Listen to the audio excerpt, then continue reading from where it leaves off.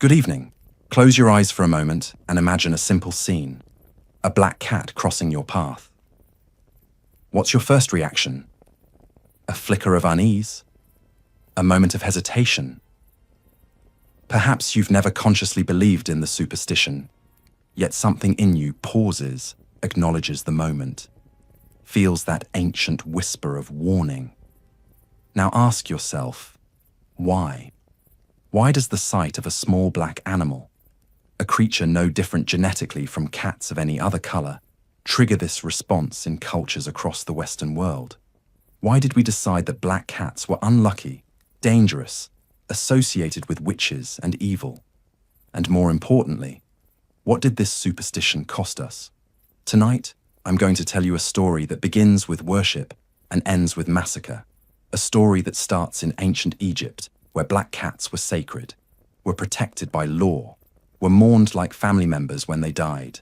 And I'll show you how, over the course of 1500 years, Christianity and superstition transformed these revered animals into symbols of evil, so feared that millions were killed. Not metaphorically, but literally slaughtered during the Middle Ages. And here's where the story becomes truly dark. This mass cat killing had consequences. Catastrophic consequences. Because when you kill millions of cats, when you eliminate the primary predator of rats and mice across an entire continent, you create perfect conditions for something else, for disease, for plague, for the Black Death that would kill half of Europe. The persecution of black cats didn't just harm cats, it helped destroy human civilization. This is comprehensive history.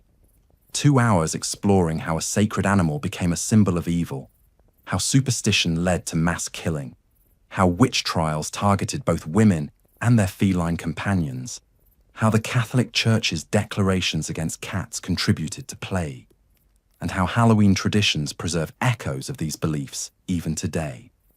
We'll examine the papal bull that declared black cats demonic. We'll witness the witch trials where cats were executed alongside their owners. We'll descend into the theological reasoning that connected cats, especially black cats, with Satan himself. We'll explore the practical consequences of removing millions of predators from the ecosystem.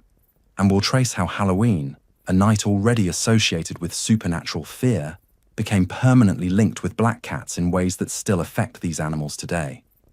This is a story about how humans create meaning, how superstition hardens into conviction, how fear becomes policy, and how ideas, even wrong ideas, can reshape the physical world with devastating results. It's about the scapegoating of the innocent, the persecution of the different, and the catastrophic price of believing our prejudices without questioning them. But before we venture further into this exploration, a question for you, traveler. Are you new to this channel? Have you just discovered these atmospheric journeys through history's darker corridors? If so, welcome. I invite you to answer in the comments below. Tell me, is this your first visit to our archives? I'm curious to know what brought you here, to this particular threshold of knowledge. For those who have walked these halls before, who have descended with me into catacombs and plague-devastated cities, who have kept vigil through medieval nights, you know what comes next. You know the ritual. Pour yourself something warm. Settle into your most comfortable chair. Dim the lights if you wish. We have hours ahead of us, and this exploration demands your full attention, your patience, your willingness to sit with difficult truths. And whether you're a long-time companion or a first-time visitor, if you value this approach, these deep, researched, unrushed examinations of history that refuse to simplify or sensationalize, I ask you to subscribe. Click that button below. This work exists because you choose to support it. Because you understand that some stories cannot be told in 10 minutes. Some truths require time, require atmosphere, require respect. Subscribe. Join us. There are more journeys ahead. Now, let us begin. Part 1. The Sacred Cat, from Egypt to Rome. To understand how black cats became symbols of evil in medieval Europe, we must first understand how profoundly they were revered in the ancient world. Because the transformation from sacred to satanic is not gradual decline, it's dramatic reversal. It's cultural amnesia so complete that later, Europeans couldn't imagine their ancestors had once worshipped the very animals they now feared and killed. Let me take you to ancient Egypt, circa 3000 BCE. Egypt is not yet the mighty empire it will become, but it's already a civilization dependent on agriculture. And agriculture means stored grain. And stored grain attracts rodents, mice, and rats that can devastate a harvest, that can mean the difference between survival and starvation for entire communities. Then, cats arrive. Small African wildcats, Felis sylvestris libica, begin hunting near human settlements, attracted by the abundance of prey. And the Egyptians notice something remarkable. Where cats hunt, grain stores are safe. The rodents flee or die. The harvest survives. This isn't abstract theology or mystical belief. This is practical, observable benefit. Cats protect food. Food means life. Therefore, cats are life preservers. This is the foundation of cat veneration in Egypt. Not superstition, but survival. Not mysticism, but pragmatism. The Egyptians valued cats for the same reason we should have continued to value them. They controlled disease-carrying rodents. They were quite literally pesticide with fur. But Egyptian appreciation didn't stop at utility. Over centuries, cats became culturally integrated into Egyptian life in ways that seem extraordinary to us now. Cats lived in homes as family members. They were fed from the family table. They were given names. They were mourned when they died. And not politely mourned, but dramatically mourned. Egyptian families would shave their eyebrows when the household cat died, a visible sign of grief that lasted until the eyebrows grew back. This is documented. This is historical fact. Cats were mummified after death.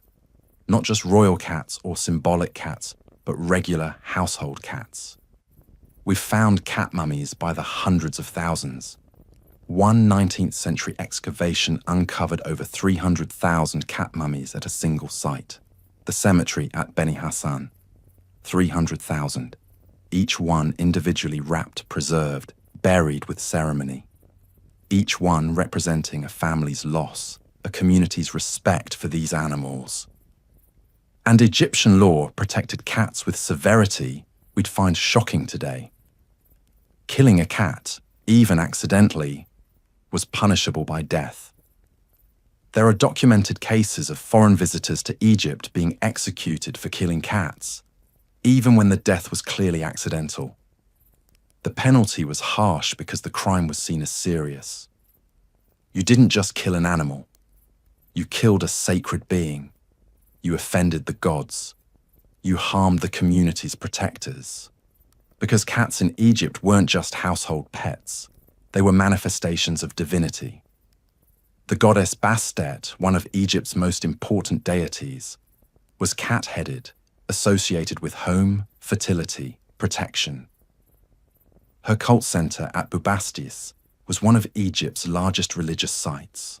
Hundreds of thousands of pilgrims traveled there annually for festivals celebrating Bastet. These weren't small gatherings. These were major cultural events, equivalent to the largest religious festivals in medieval Europe. Bastet was specifically associated with black cats. Her statues and representations show her as jet black, sleek, elegant. Black cats weren't feared in Egypt. They were especially sacred. They were Bastet's earthly representatives. To see a black cat was blessing, not curse. To have one in your home was honor, not danger. And this reverence had practical effects. Egyptian cats were so valued that their export was illegal. You couldn't take cats out of Egypt. They were national treasures, like gold or sacred artifacts. The penalty for smuggling cats was severe. Yet despite this, cats did spread throughout the Mediterranean world, through theft, through smuggling, through the inevitable expansion of trade routes. Greek traders stole cats from Egypt. Roman merchants smuggled them. And gradually, over centuries, cats spread throughout the classical world. And initially, that respect traveled with them. Greeks and Romans valued cats for the same practical reasons Egyptians did: rodent control, protection of grain stores, disease prevention. Roman households kept cats. Roman mosaics and art depict cats in domestic settings. Roman writers mention cats casually as familiar animals. The poet Martial writes about cats. Pliny the Elder discusses them in his natural histories. They're normal, accepted, valued parts of Greco-Roman life. But there's a difference. Roman and Greek appreciation for cats was more utilitarian, less sacred. They valued cats, but didn't worship them. They kept cats, but didn't mummify them. The reverence lessened as cats spread from their Egyptian origin. The practical value remained. Rodent control was just as important in Rome as in Egypt, but the spiritual dimension faded. And this is important context for what comes next. Because when Christianity emerges and begins transforming Mediterranean and European culture, cats are common domestic animals, valued for utility but no longer sacred. They're not protected by religion. They're not manifestations of divinity. They're just animals. Useful animals, certainly, but not holy. And that vulnerability, that lack of sacred protection in Christian theology, will cost them dearly. But we're not there yet. In the early Christian period, 1st through 4th centuries CE, cats are still largely uncontroversial. Early Christians keep cats. Christian households value them for rodent control, just as pagan households did. There's no theological opposition to cats. They're God's creatures like any other, useful to humans for practical purposes.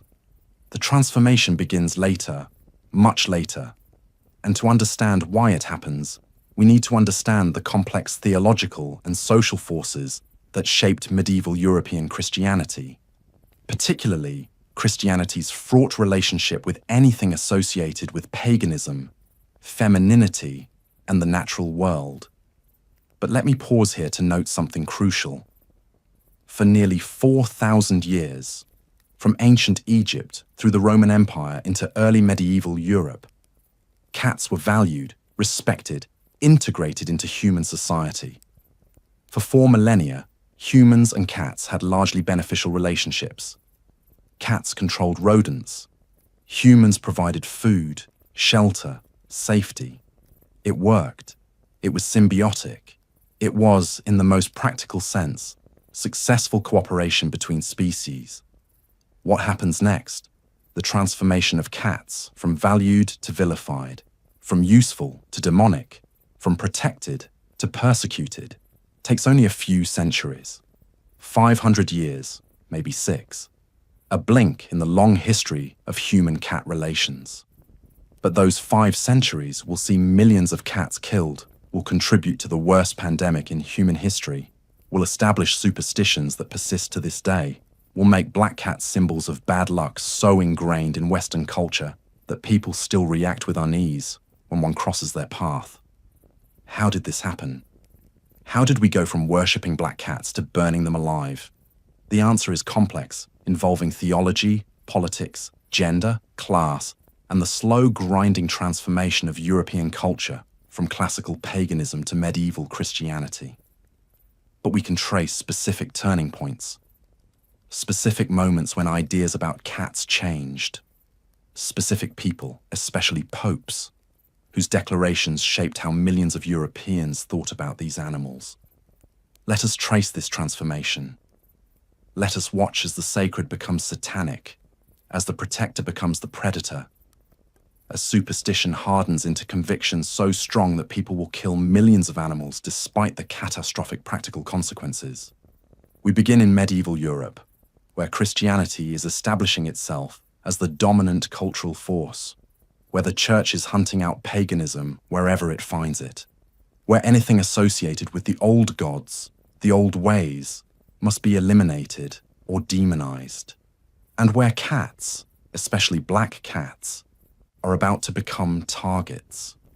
Part 2. The demonization. From useful to evil.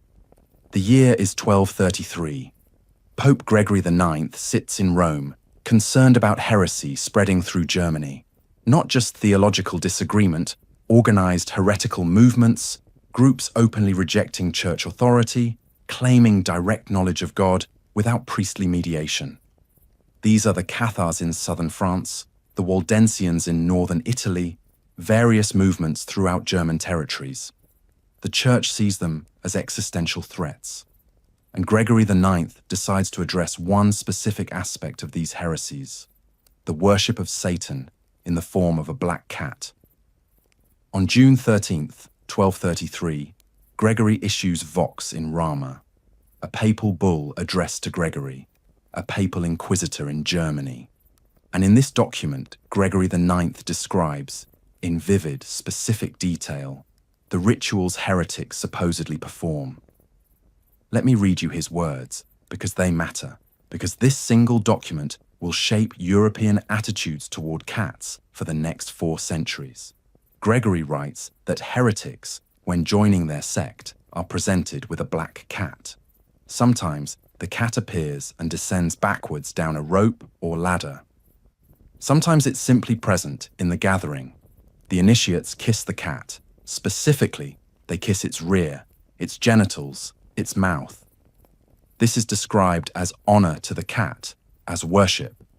Then, Gregory writes, after feasting, the lights are extinguished, and in darkness, the heretics engage in indiscriminate sexual activity, each man taking whatever woman happens to be nearest, whether mother, sister, or daughter. This is described as ritual orgy, as deliberate sin, as inversion of Christian sexual morality. And all of this, Gregory writes, happens in the presence of and in honor of the black cat, which is not actually a cat according to Gregory, but Satan himself appearing in feline form. The cat is demon. The cat is devil. Worshipping the cat is worshipping Satan. This document is foundational. This is the moment when the Pope, the ultimate authority in medieval Catholic Christianity, officially declares that black cats are associated with devil worship, that they appear in satanic rituals, that they are manifestations of or vessels for demonic power. Now, was any of this true? Were heretics actually worshipping black cats? Were they performing these rituals? Almost certainly not. Vox in Rama reads like propaganda, like accusation designed to horrify and mobilize. The descriptions are suspiciously lurid, designed to shock. The sexual details are too specific, too perfectly scandalous. This is the medieval equivalent of a moral panic, claims designed to justify persecution. But it doesn't matter if it's true. What matters is that the Pope said it. What matters is that this becomes official church teaching. What matters is that for the next 400 years, Europeans will believe that black cats are demonic, that they're associated with Satan worship, that encountering them is dangerous. Gregory IX isn't creating this association from nothing. He's drawing on and codifying older associations between cats and paganism, because cats had been associated with pagan goddesses: Bastet in Egypt, Freya in Norse mythology, Diana in Roman tradition. Cats were sacred to goddesses of femininity, fertility, the home. And as Christianity worked to eliminate or demonize pagan worship, anything associated with pagan goddesses became suspicious. Freya, the Norse goddess, was said to have a chariot pulled by large cats.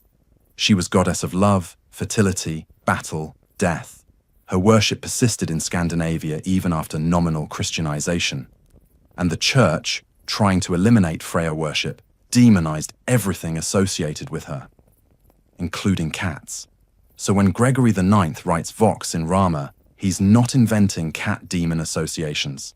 He's making official what's already bubbling in European folk belief, that cats, especially black cats, are connected to pagan gods, to female power, to forces the church can't control, and therefore they must be evil. But Vox in Rama accelerates and authorizes persecution in new ways, because now you have papal authorization to fear cats. Now you have theological justification for killing them. Now you have official doctrine saying black cats are demonic. And persecution begins. Not immediately universal, religious and cultural changes take time, but increasingly common. Particularly in Germany, where Gregory IX had directed his bull, but spreading throughout Catholic Europe. Cats begin to be killed, not just occasionally, but systematically. Not just by accident, but deliberately. One common method: cats were gathered and burned alive on festival days, particularly on St. John's Eve, June 23rd, midsummer, a date with ancient pagan associations. Towns would build bonfires, and before lighting them, they'd throw in cats, sometimes in sacks, sometimes just tossed in. The cats would burn alive screaming, and people would watch, believing this was purification, that burning cats drove away evil, that fire cleansed the community of demonic influence. This wasn't rare. This happened in towns throughout France, Germany, the Low Countries, England. It was public entertainment. Families would attend, children would watch. Sometimes the event would be official, sanctioned by local authorities or priests. Sometimes it was folk tradition, done because it had always been done, because everyone knew cats were evil and burning them was good. In Paris, there's documented tradition of burning cats on St. John's Eve in the Place de Grève. Dozens of cats, gathered for this purpose, burned alive annually. French kings sometimes attended. Louis XIV, in the 17th century, actually lit the fire himself one year. The King of France, personally setting fire to a pile of live cats, believing this was appropriate, even virtuous. Other methods of killing were equally brutal. Cats were thrown from church towers on festival days. Again, this was public spectacle. People would gather to watch cats fall, to see them splatter on the ground below. This happened at Ypres in Belgium for centuries. The Kattenstoet, the festival of the cats. Cats thrown from the belfry of the cloth hall. The practice continued until 1817. 1817. That's not medieval. That's after the American Revolution, after Napoleon. The practice persisted because the belief persisted. Cats are evil. Throwing them from towers drives away evil. Cats were also buried alive in building foundations. This was protective magic. Bury a cat in the walls when constructing a building, and evil can't enter. We find cat skeletons in walls of medieval and early modern buildings throughout Europe. Deliberately placed, deliberately sacrificed. The cats were sealed into the walls while alive and left to suffocate or starve. This was considered normal. This was considered prudent. And these are just the organized, public, recorded killings. The daily private persecution of cats is harder to document but must have been enormous. If official doctrine says cats are demonic, if public spectacle involves burning them, how many people killed cats they encountered in alleys, in barns, in their own homes? How many farmers killed cats on their property? How many townspeople killed strays? We can't know exact numbers, but we can look at the effects. The cat population of medieval Europe crashed catastrophically, particularly in the 13th and 14th centuries, after Vox in Rama, after the association between cats and Satan became established, before the Black Death made the consequences undeniable. Estimates vary, but historians suggest millions of cats were killed in Europe between roughly 1230 and 1350. Millions.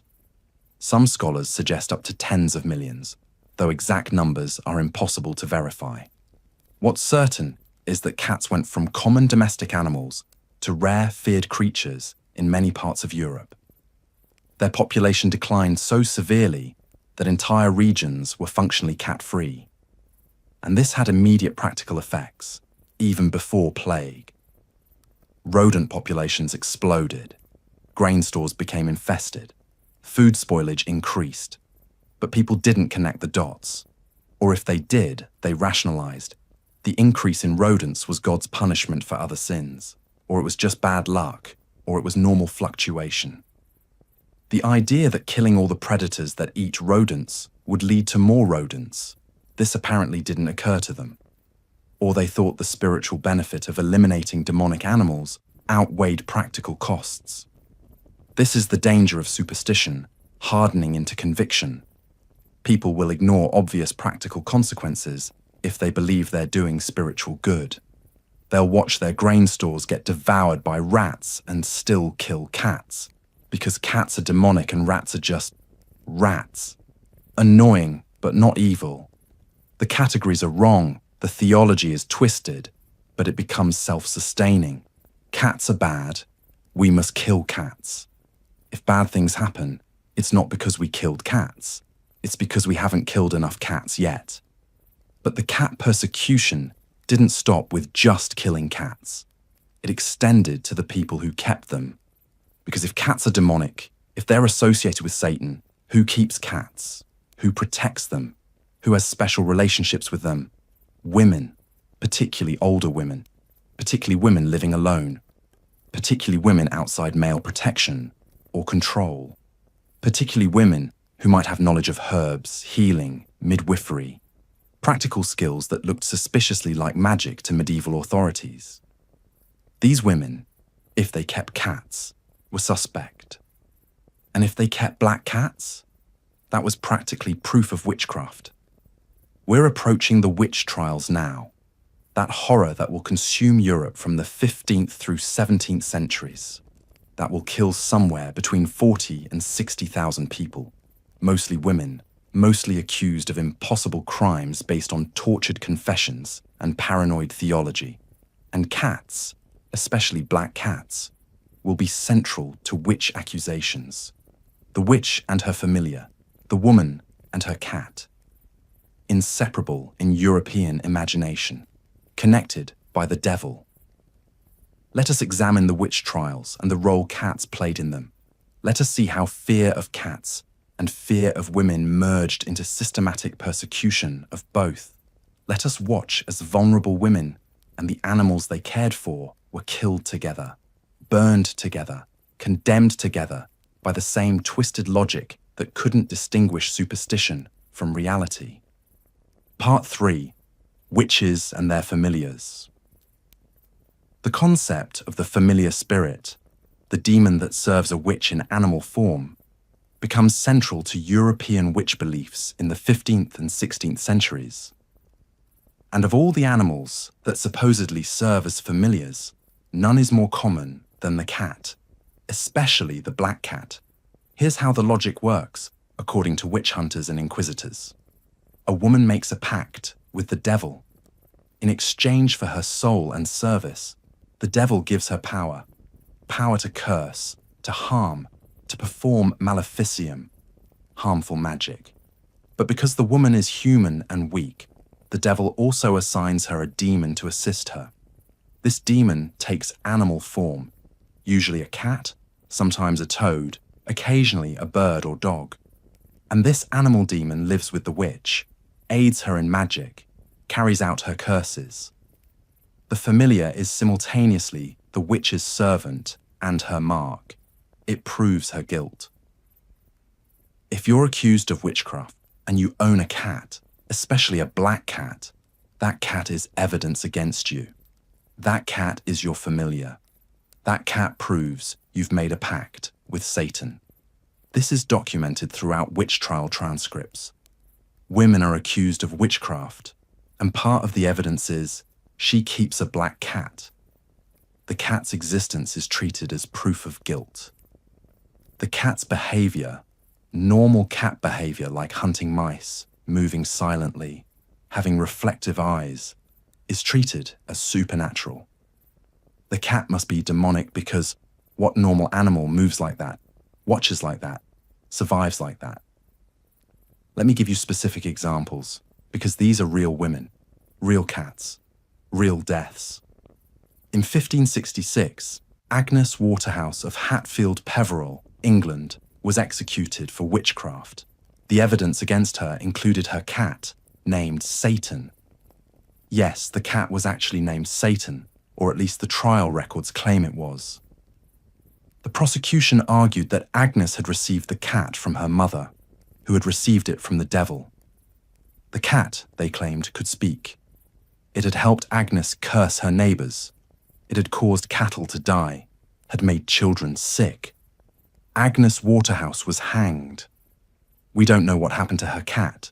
In 1582, the St. Osyth witch trials in Essex, England, involved multiple women accused of keeping familiar spirits in cat form. Ursula Kemp confessed, under what pressure we don't know, to having 4 familiars, 2 of which were cats. She named them Tiffin and Titty. She claimed they helped her both heal and harm. Under interrogation, she implicated other women, who also supposedly kept cats as familiars. Several women were executed. Their cats were killed as well. Familiars couldn't be allowed to survive. In 1645, during Matthew Hopkins's notorious witch-hunting campaign in eastern England, dozens of women were accused partly because they kept cats. Hopkins, who called himself the Witchfinder General, developed a method for identifying familiars. He would lock accused women in rooms and watch for any animal that approached. A spider, a fly, a mouse, anything, but especially cats. If a cat appeared, even if it was clearly just a normal cat looking for food or warmth, Hopkins would declare it a familiar. The woman would be tortured for confession. She would admit the cat was her familiar. She would be executed. Hopkins's campaign killed at least 100 women, possibly many more. An unknowable number of cats were killed alongside them. But England was actually relatively restrained compared to continental Europe. In Germany, in France, in the Low Countries, witch persecutions were even more intense, and the cat associations were even stronger. German witch trials frequently mentioned cats. The Malleus Maleficarum, the Hammer of Witches, the infamous witch-hunting manual published in 1487, specifically discusses witches transforming into cats. It describes witches taking cat form to enter homes, to spy, to perform magic without being recognized. The book was essentially a how-to guide for witch hunters, and it taught them to suspect any cat, any woman who kept cats, any unusual behavior around cats. In Würzburg, Germany, during the brutal witch persecutions of the 1620s and 1630s, women were burned alive by the dozens, sometimes even by the hundreds. Trial records consistently mention cats. Women admit, under torture, to having familiars. They name their cats. They describe how Satan gave them these animals. They confess to things that couldn't possibly be true, flying on broomsticks, attending sabbats, worshipping the devil in cat form, because the torture won't stop until they confess. And when the women burn, tied to stakes, flames consuming them, their cats often burn with them. Either tossed into the fire as additional evidence of evil, or simply killed before or after the execution, because familiar spirits cannot be allowed to survive. If the witch dies but the demon cat lives, it might serve another witch. Better to kill them both. The cruelty is staggering, and it's important to sit with that, to not look away from what was done. Women, overwhelmingly poor women, old women, women without male protection, women who lived alone or eccentrically, women who practiced healing or midwifery. These women were accused of impossible crimes, tortured into false confessions, and burned alive. And their cats, animals who were companions, who provided comfort, who caught mice, who gave affection. These cats were killed too, condemned by the same paranoid logic that couldn't distinguish reality from fever dream. The witch trials lasted roughly from the 15th century through the 17th century, with the peak between 1580 and 1630. During this period, somewhere between 40 and 60,000 people were executed for witchcraft in Europe and European colonies. The vast majority were women, and an unknowable but certainly enormous number of cats were killed alongside them or in the general persecution of cats as familiars. But let's be clear about something. The witch trials weren't about cats. They were about women, about controlling women, about punishing women who didn't fit prescribed roles, about eliminating women who had power, even just the small power of knowledge about herbs or healing. Cats were caught in this because cats were associated with women, because cats lived with women who lived alone, because cats became convenient evidence in prosecutions that were really about gender, class, and social control. The cat familiar accusations worked because they made the invisible visible. You can't see a pact with the devil. You can't prove someone has magical power. But you can point to a cat and say, look, evidence, proof. She has a familiar. She must be a witch. The cat is physical, present, undeniable. So the cat becomes proof of things that don't exist, evidence for crimes that weren't committed. And here's the truly dark irony. The women accused of witchcraft often were the ones caring for cats. Why? Because they were kind, because they fed strays, because they had compassion for creatures even poorer and more vulnerable than themselves. The cat chose to stay with the old woman living alone because she gave it food, warmth, safety. And that choice, that relationship built on mutual need and kindness, becomes evidence for her execution. Compassion was turned into proof of evil. Kindness was transformed into guilt. A woman feeding a hungry cat was condemned for communing with demons. Let that sink in. Really consider what that means. The very women most likely to show mercy to animals were the women most likely to be accused of using those animals for witchcraft. The inverse relationship between actual virtue and perceived guilt is almost perfect. The better you were to cats, the more likely you were to die. Now, modern scholars studying the witch trials have complex theories about their causes. Religious upheaval during the Reformation, social anxiety during the Little Ice Age, gender tensions as women's traditional roles changed, class conflicts in transforming economies. The trials weren't really about magic or Satan. They were about humans finding scapegoats for anxieties they couldn't otherwise address. But cats were collateral damage in this human horror. Cats and the women who cared for them died together, caught in a moral panic that lasted over 200 years and killed tens of thousands. And during this same period, the 15th through 17th centuries, the general persecution of cats continued. Not just cats belonging to accused witches, but all cats. Because the association had been established, had been reinforced through trials and executions, and papal bulls and folk tradition. Cats are demonic. Black cats especially. Everyone knows this. It's not superstition, it's truth, witnessed at trials, confirmed by confessions, authorized by the church. So cats continue to be burned on St. John's Eve, continue to be thrown from towers, continue to be killed when encountered. Their population remains devastated. Rodent populations remain catastrophically high. And in the mid-14th century, something else arrives in Europe, something carried by the very rodents whose population exploded because we killed all the cats. The Black Death, Yersinia pestis, bubonic plague, the worst pandemic in human history, killing somewhere between 30 and 50% of Europe's population in just 5 years. And yes, we need to talk about whether killing all those cats contributed to the plague's severity, because the connection seems obvious. Kill the cats. Get overrun by rats. Rats carry fleas. Fleas carry plague. Half the continent dies. Simple causation. Except, it's not that simple. And we need to be careful here. We need to be historically accurate, not just poetically fitting.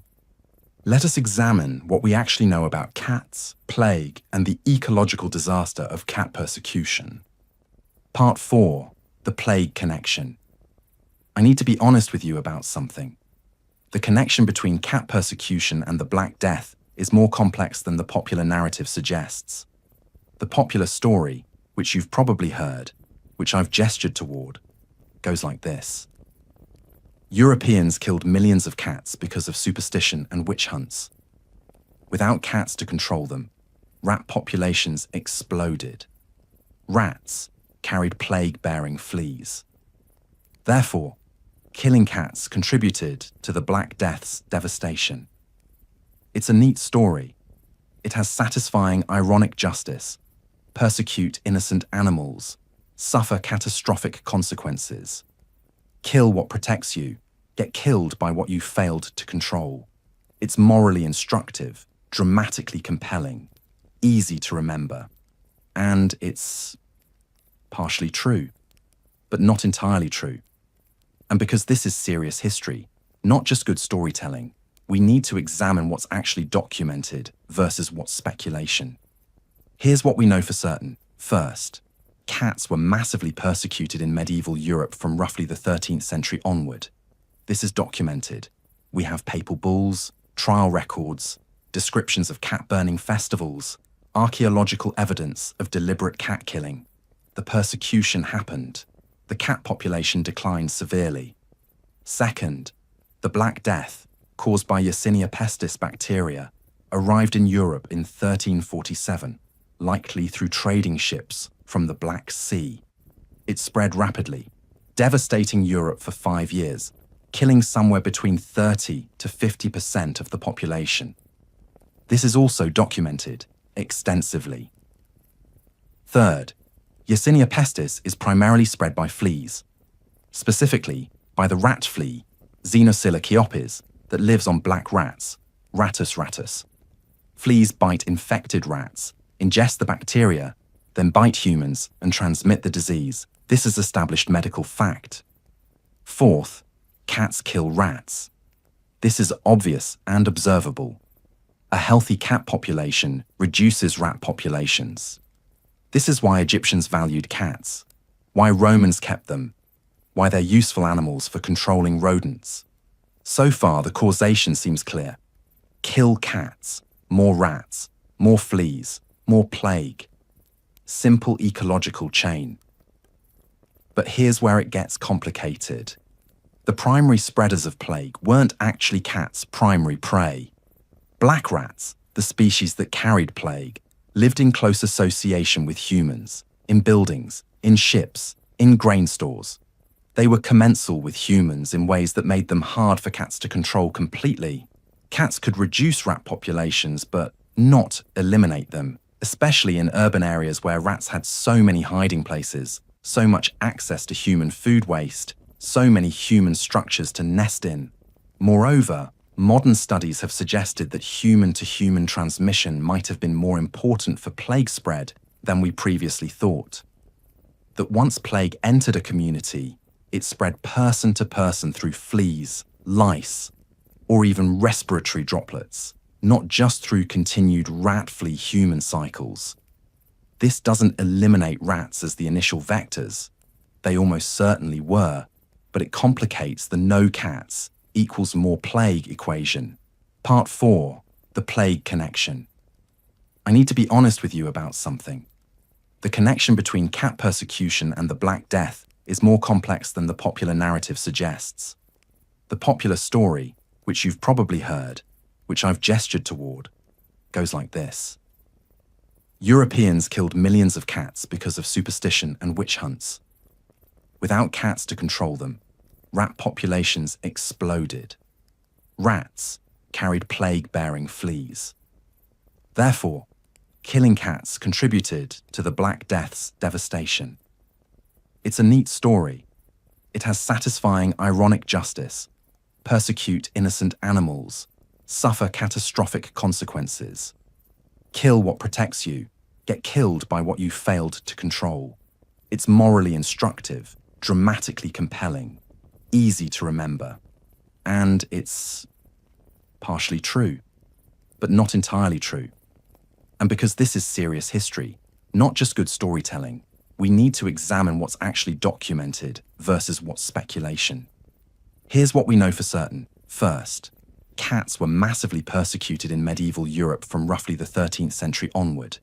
This is documented. We have papal bulls, trial records, descriptions of cat-burning festivals, archaeological evidence of deliberate cat killing. The persecution happened. The cat population declined severely. Second, the Black Death, caused by Yersinia pestis bacteria, arrived in Europe in 1347, likely through trading ships from the Black Sea. It spread rapidly, devastating Europe for 5 years, killing somewhere between 30 to 50% of the population. This is also documented extensively. Third, Yersinia pestis is primarily spread by fleas, specifically by the rat flea, Xenocilla chiopes, that lives on black rats, Rattus rattus. Fleas bite infected rats, ingest the bacteria, then bite humans and transmit the disease. This is established medical fact. Fourth, cats kill rats. This is obvious and observable. A healthy cat population reduces rat populations. This is why Egyptians valued cats, why Romans kept them, why they're useful animals for controlling rodents. So far, the causation seems clear. Kill cats, more rats, more fleas, more plague. Simple ecological chain. But here's where it gets complicated. The primary spreaders of plague weren't actually cats' primary prey. Black rats, the species that carried plague, lived in close association with humans, in buildings, in ships, in grain stores. They were commensal with humans in ways that made them hard for cats to control completely. Cats could reduce rat populations, but not eliminate them, especially in urban areas where rats had so many hiding places, so much access to human food waste, so many human structures to nest in. Moreover, modern studies have suggested that human-to-human transmission might have been more important for plague spread than we previously thought. That once plague entered a community, it spread person to person through fleas, lice, or even respiratory droplets, not just through continued rat-flea-human cycles. This doesn't eliminate rats as the initial vectors. They almost certainly were, but it complicates the no cats equals more plague equation. Additionally, plague spread was heavily influenced by trade routes, population density, sanitation, climate, and other factors that had nothing to do with cat populations. Some regions with low cat populations weren't hit as hard by plague as regions where cats might have been more common. The correlation isn't perfect. So can we definitively say cat persecution caused the Black Death? Or even cat persecution made the Black Death worse? We can't. That's too strong a claim, not supported by the evidence. But, and this is important, we can say something more nuanced and still damning. The persecution of cats in medieval Europe created ecological conditions that made plague more likely and more severe than it otherwise might have been. By drastically reducing populations of a natural predator that controlled disease-carrying rodents, Europeans removed one potential check on plague transmission. Whether this was the deciding factor in plague severity, probably not. Whether it contributed, almost certainly yes. Think of it this way. Imagine you're living in a medieval city. Sanitation is poor. People throw waste into streets. Buildings are packed close together. Rats are everywhere, in walls, under floors, in grain stores. And normally, cats hunt these rats, keeping populations somewhat controlled, not eliminated, but managed. Now remove most of the cats. Kill them because they're demonic. The rats breed faster, face less predation, grow bolder. When plague-carrying fleas arrive on rats from trading ships, Those fleas have more rat hosts to infect, more opportunities to spread. The rat population explosion doesn't cause plague. The bacteria causes plague, but it provides more vehicles for transmission. So while we can't say cat persecution caused the Black Death, we can say Europeans created the worst possible ecological conditions for a plague epidemic by systematically eliminating a key predator of the primary disease vector. They made themselves more vulnerable. They removed a natural defense. And when plague arrived, which it likely would have anyway, because international trade connected Europe to plague reservoirs in Central Asia, they had fewer buffers against its spread. This is the more accurate, more nuanced claim, and it's still damning. Because it means Europeans, through superstition and fear, through theological paranoia and witch-hunting mania, through believing that black cats were demonic rather than useful, created conditions that contributed to the worst catastrophe in their history. Let me give you some numbers to contextualize this. Pre-plague Europe, around 1340, had a population of roughly 75 million people. By 1353, after 5 years of plague, that population was somewhere between 45 and 50 million. 25 to 30 million people dead. A third to half of the continent. Gone. In 5 years. To put that in perspective, if a disease killed 1/3 to half of North America's current population in 5 years, we'd lose somewhere between 200 and 300 million people. Imagine the scale of that catastrophe, the social collapse, the economic devastation, the psychological trauma. That's what Europe experienced. And while we can't say this wouldn't have happened if they hadn't killed cats, we can say killing millions of natural rodent predators in the century leading up to history's worst plague epidemic was, at minimum, spectacularly bad timing. And more likely, it was contributory. It made things worse than they had to be. And here's what makes this even darker. There were people who noticed. There were medieval observers who saw the connection between lack of cats and abundance of rats. There are scattered records of authorities trying to encourage cat populations during or after plague outbreaks, recognizing their utility. But these efforts were sporadic, localized, too little and too late. The superstition was too deeply embedded. The fear of cats too culturally entrenched.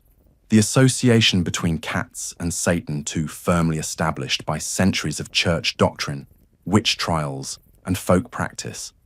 Even after plague killed half of Europe, even after the catastrophic consequences of removing rodent predators were visible to anyone paying attention, the cat persecution didn't stop immediately. It continued in some places for centuries more. St. John's Eve cat burnings continued into the 1700s. Cats thrown from towers at Ypres continued until 1817. Witch trials and the associated killing of familiars continued sporadically into the 1700s.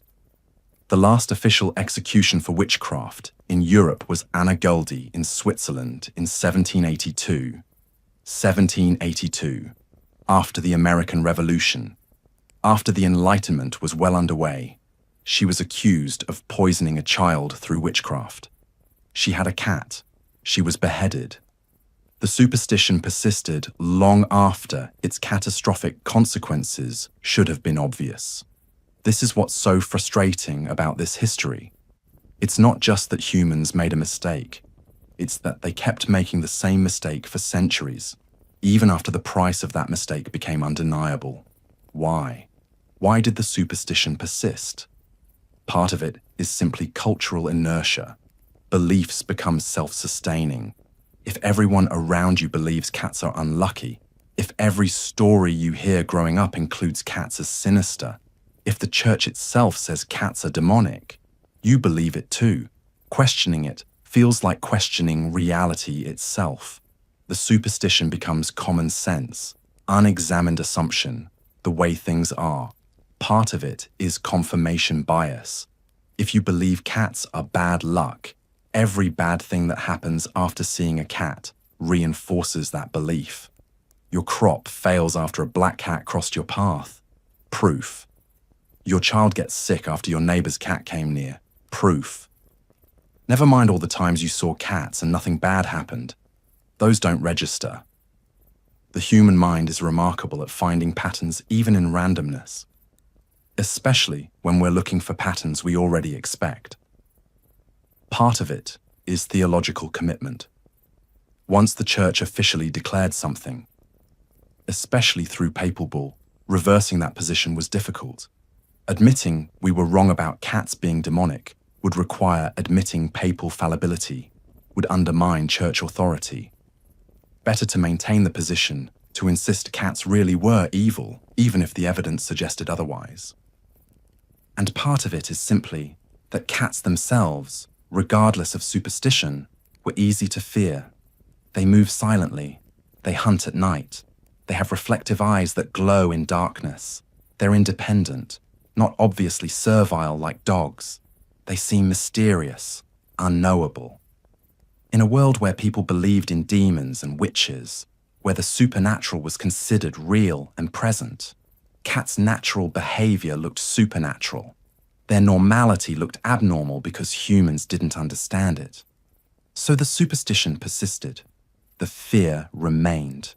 The killing continued, though perhaps less systematically after plague made the consequences somewhat more obvious. And gradually, very gradually, over centuries, the absolute conviction that cats were demonic began to soften into mere superstition that cats were unlucky. This is where we are today. Most modern people don't believe cats are literally demonic, but many still feel uneasy about black cats crossing their path, still consider it bad luck, still harbor residual fear or discomfort, even while consciously rejecting the superstition. And this residual fear, these centuries-old superstitions that persist even now, have real consequences for real cats today. Black cats are less likely to be adopted from shelters. They're more likely to be euthanized because no one wants them. Some shelters refuse to adopt out black cats in October because of concerns about Halloween-related abuse or sacrifice. These concerns may be somewhat overblown. The evidence for widespread ritual abuse of black cats is limited. But the fact that shelters worry about it, the fact that black cats have lower adoption rates, the fact that we're still dealing with black cat superstitions in 21st century, all of this traces back to medieval persecution, to Vox in Rama, to witch trials, to centuries of killing cats because we believed they were evil. The consequences of medieval superstition persist, not as dramatically as in the past. We're not burning cats alive anymore, thank God, but subtly, in adoption rates, in lingering unease, in harmless Halloween decorations, showing black cats as symbols of bad luck and witchcraft. We think we've moved beyond medieval superstition. But have we? Or have we just domesticated it, made it cute, turned it into holidays and decorations, while the underlying assumption, black cats are associated with evil, with bad luck, with supernatural threat, remains unchallenged?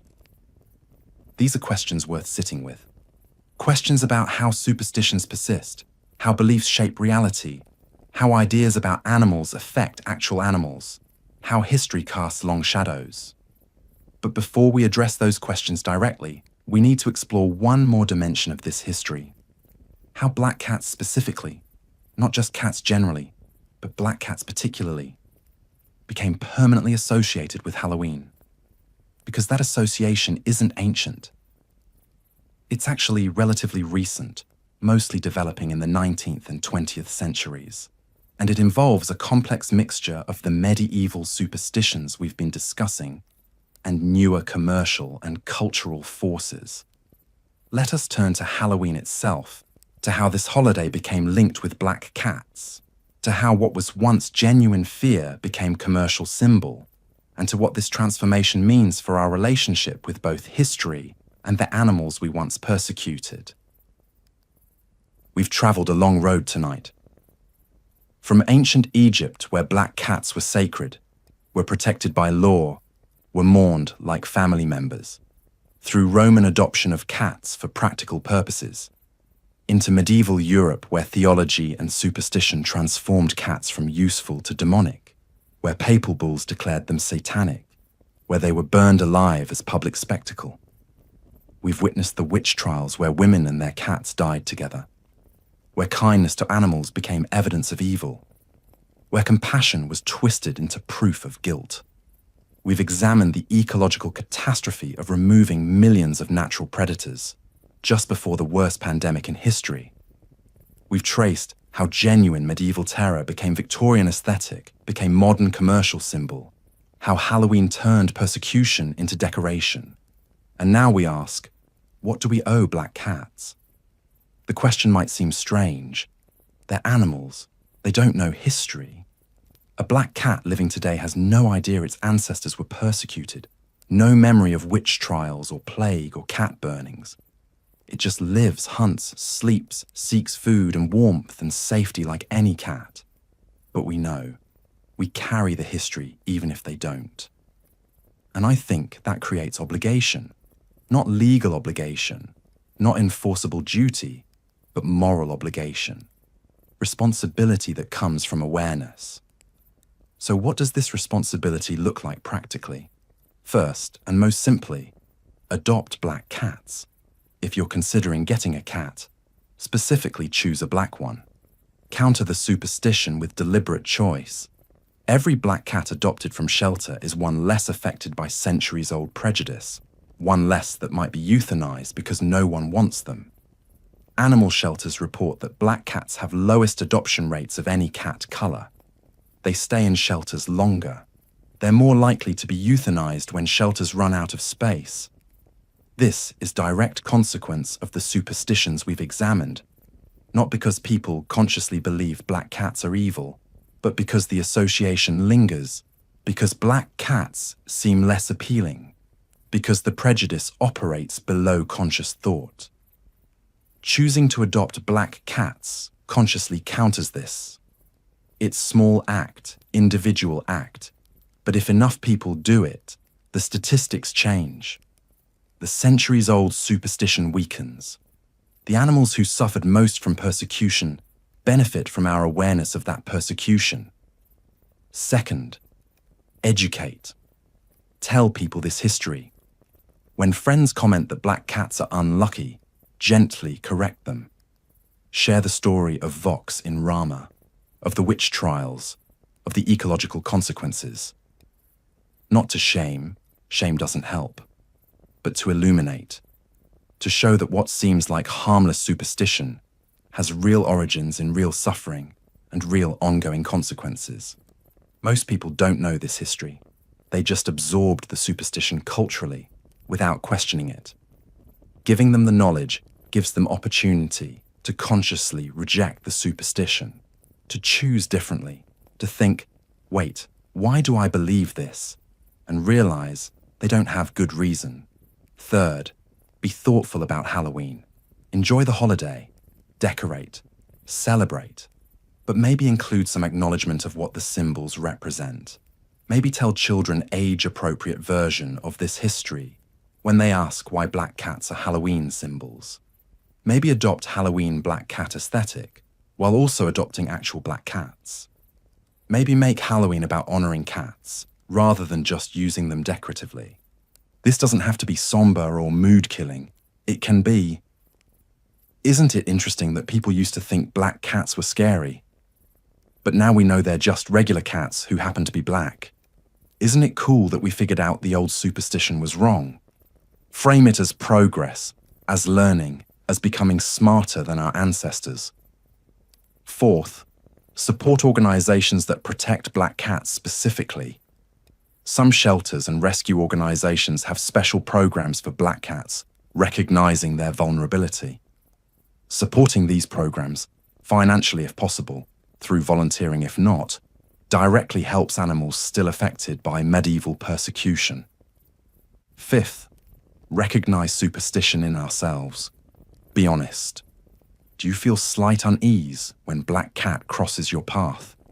Do you hesitate, even momentarily? That's the superstition operating, centuries-old belief system that persists despite conscious rejection of it. Noticing it is first step to dismissing it, to consciously overriding it with knowledge that black cats are just cats, that color doesn't indicate luck or morality or supernatural association. These are practical steps.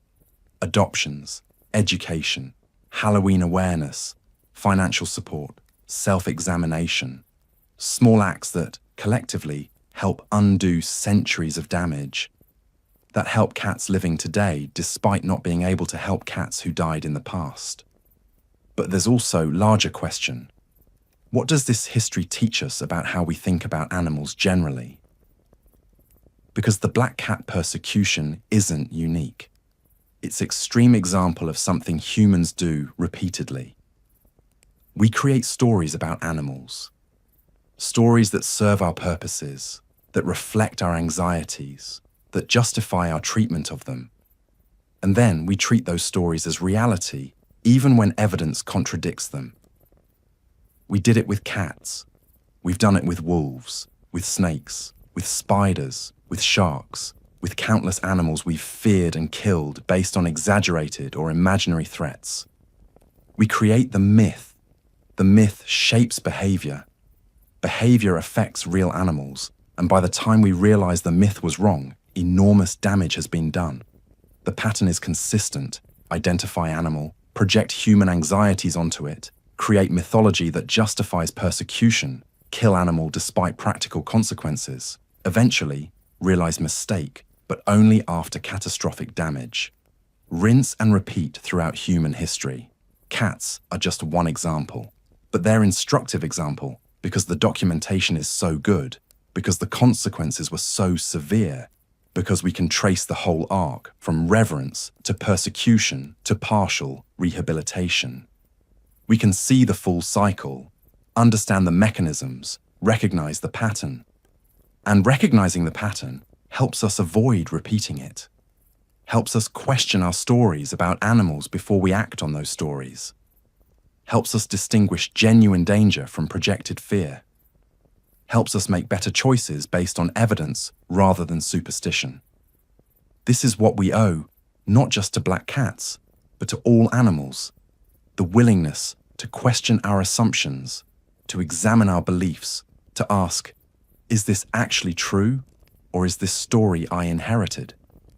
And to change our behavior when we discover our beliefs were wrong. The medieval Europeans who killed cats believed they were doing good. They believed they were eliminating evil, protecting communities, following God's will. They weren't consciously choosing catastrophe. They were acting on beliefs they accepted as truth, as common sense, as obvious reality. They were wrong, catastrophically wrong. And their wrongness killed millions of animals and contributed to killing millions of humans. We're not immune to this. We're not magically smarter than medieval people just because we have smartphones and scientific method. We're capable of the same collective delusions, the same unexamined assumptions, the same catastrophic mistakes if we don't actively work to question our beliefs. So questioning becomes ethical obligation. Examining becomes moral necessity.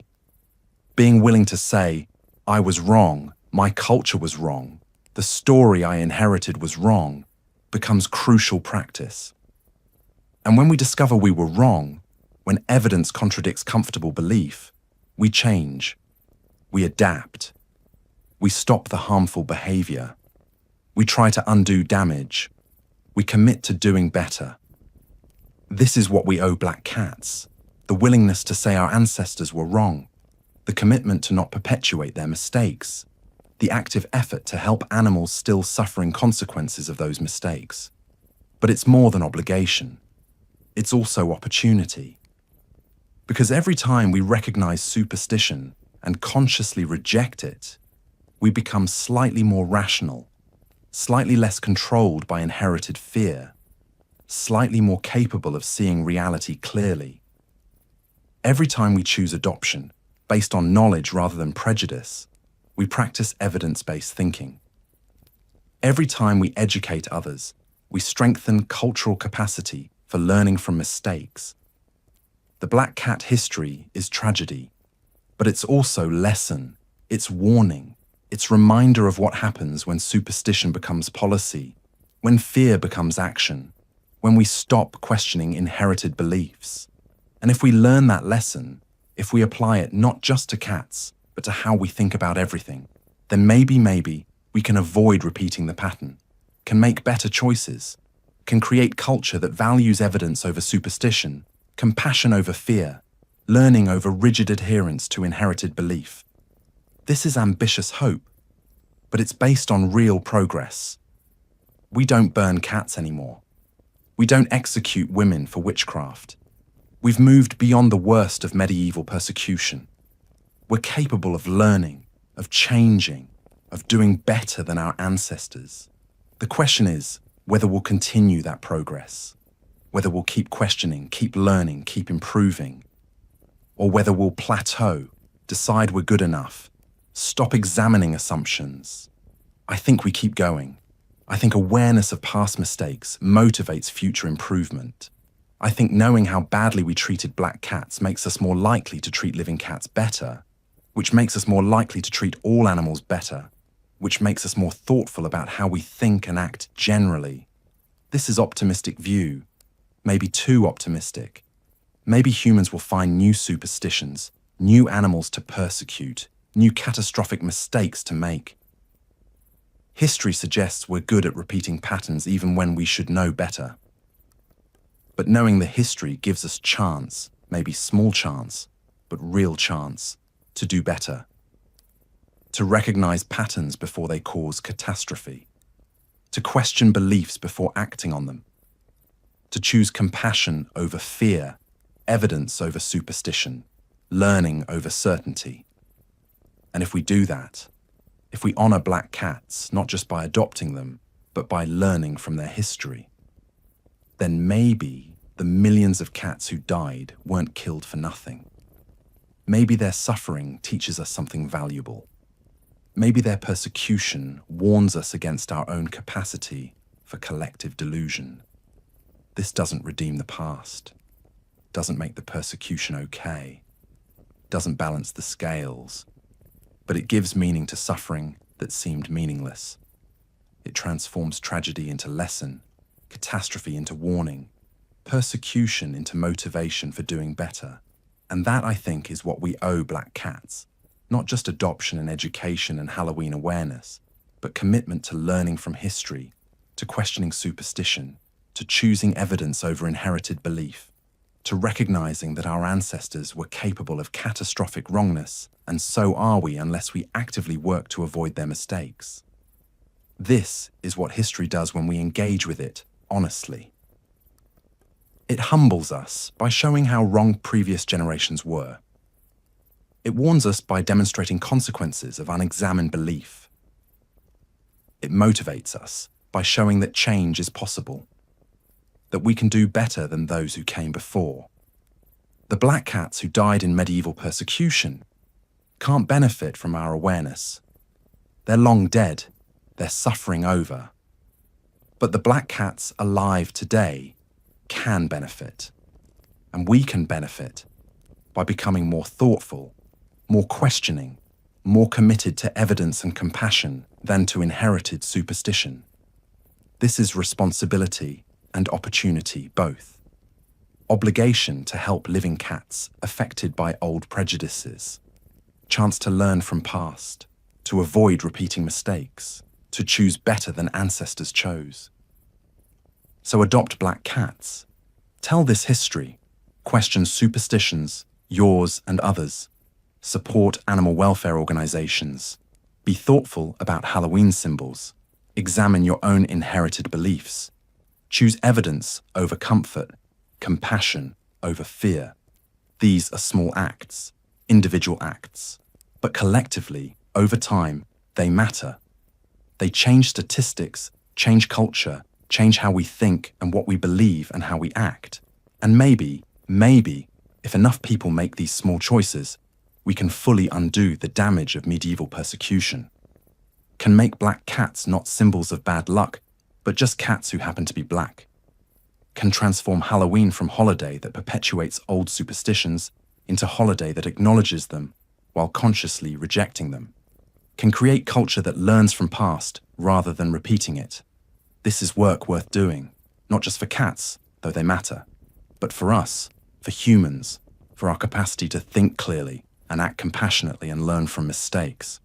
The medieval cat persecution is finished. The witch trials are over. The mass killings have stopped. But the consequences persist. The superstitions linger. The need to actively counter old beliefs remains. We can't change the past, but we can change how the past affects present. Can choose to remember rather than forget. Can commit to doing better. Can honor cats who suffered by making sure their descendants don't suffer the same way. This is what we owe black cats. This is what we owe ourselves. This is what we owe to truth, to history, to the possibility of learning from catastrophe and choosing better. Now, as we close this exploration, let me ask you, traveler who has journeyed with me through these dark corridors of history, what will you do with this knowledge? Will you adopt a black cat? Will you tell this story? Will you question the small superstitions you've inherited without examining? The choice is yours. The awareness is yours now. Use it wisely. If this deep dive into history has given you new perspective on Halloween, on superstition, on how we think about animals, I hope you'll share it. Tell someone this story. Send them this documentary. Help combat the amnesia that lets old prejudices persist. And if you value this work, these long, researched, atmospheric explorations of history's darker truths, subscribe. Join us. There are more journeys ahead, more forgotten stories, more lessons we need to learn from past we'd rather not examine. Next, I'm exploring Victorian spiritualism and death photography. Another chapter in how humans have confronted mortality. Another story about belief and evidence and the space between. Until then, be kind to black cats. Question your inherited superstitions. Remember that history isn't past. It's present, shaping us, affecting us, demanding response. Thank you for being here. Thank you for listening. Thank you for caring about cats who died centuries ago and cats living now who still need us. Good night, traveler. Until we meet again in history's shadowed halls, remember,